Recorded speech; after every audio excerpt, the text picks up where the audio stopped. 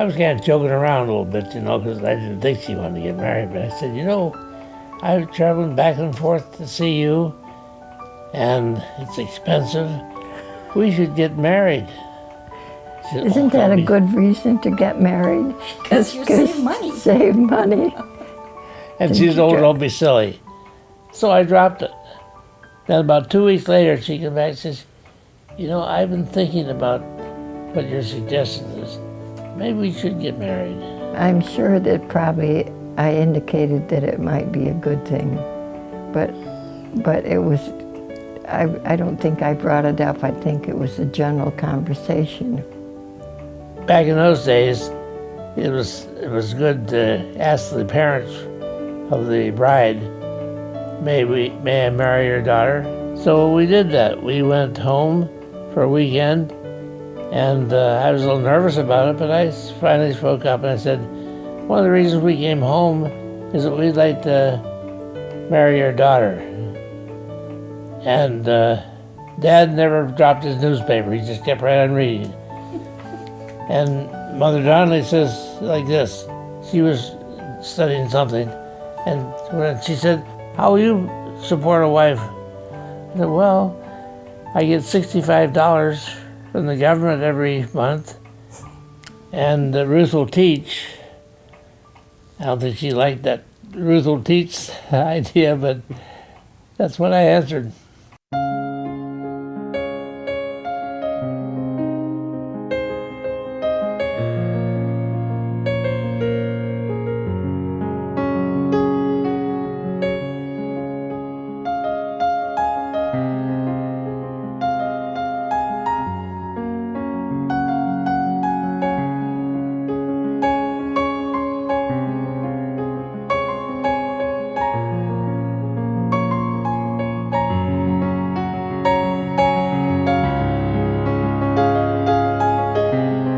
Occasionally,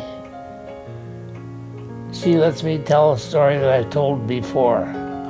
I have a reputation of telling everything I know 4 or 5 times, and she sputters about it, but sometimes she lets me get away with it.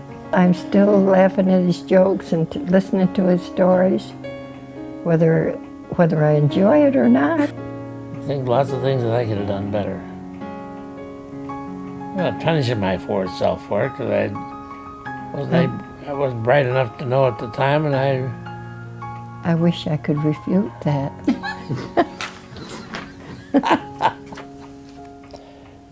It's hard to believe. You know, I'm not trying to be funny about this, but if you caught me as I just waking out of a sound sleep and said, how long have you been married? I'd say, oh, probably 60 years. And I don't know where this last 30 years went to. I really am at a loss to explain how this happened. And it's really difficult for me to understand. 93 years. That's your age, honey. That's not.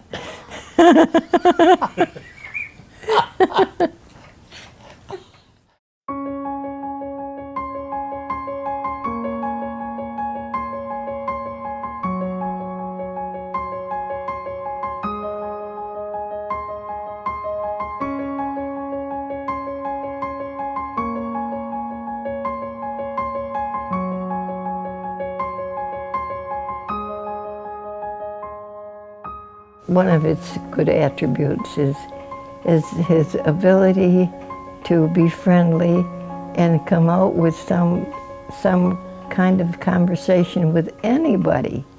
You know, he and I go places and we run into people that I've never seen before. I don't think he's ever seen before, but does he clam up and wonder what to say? No, he's talking away. I'm much more a loner, as you know. And so when there's somebody coming up, I'd love to say something to him, but I had no idea what to say. Hello.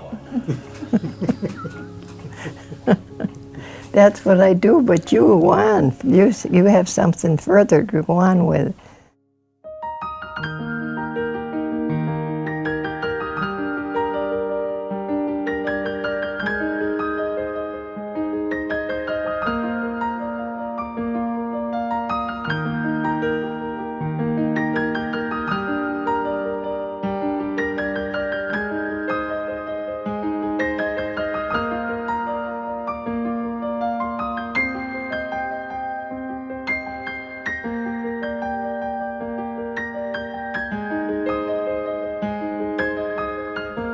Without question, the fact that we raised three wonderful children who love the Lord and are good citizens and helpful to other people, and not that we have any credit for that, but it's a part of our raising job, I guess.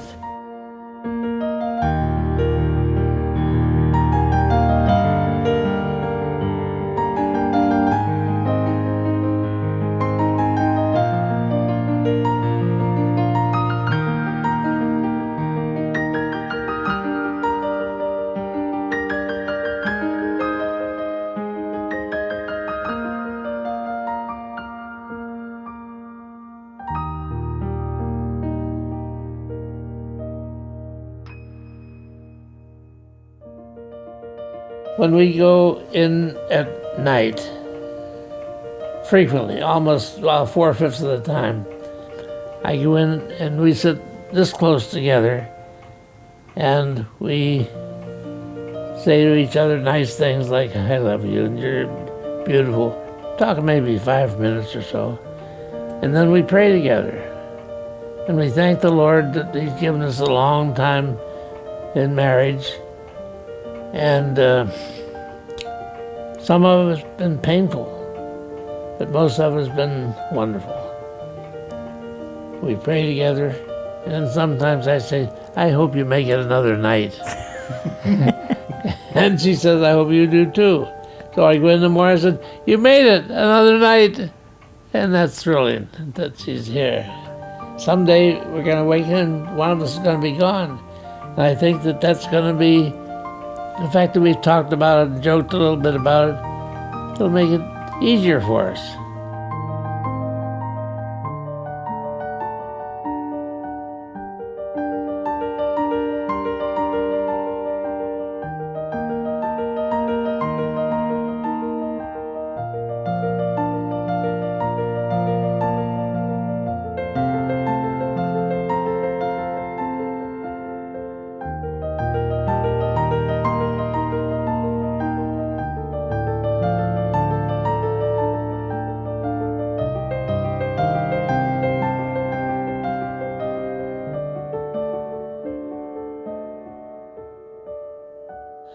I have a new verse that I ran into. I don't remember reading this ever before, but just recently, since I've had congestive heart failure, I tried to learn this verse. My flesh and my heart may fail, but God is the strength of my heart and my portion forever.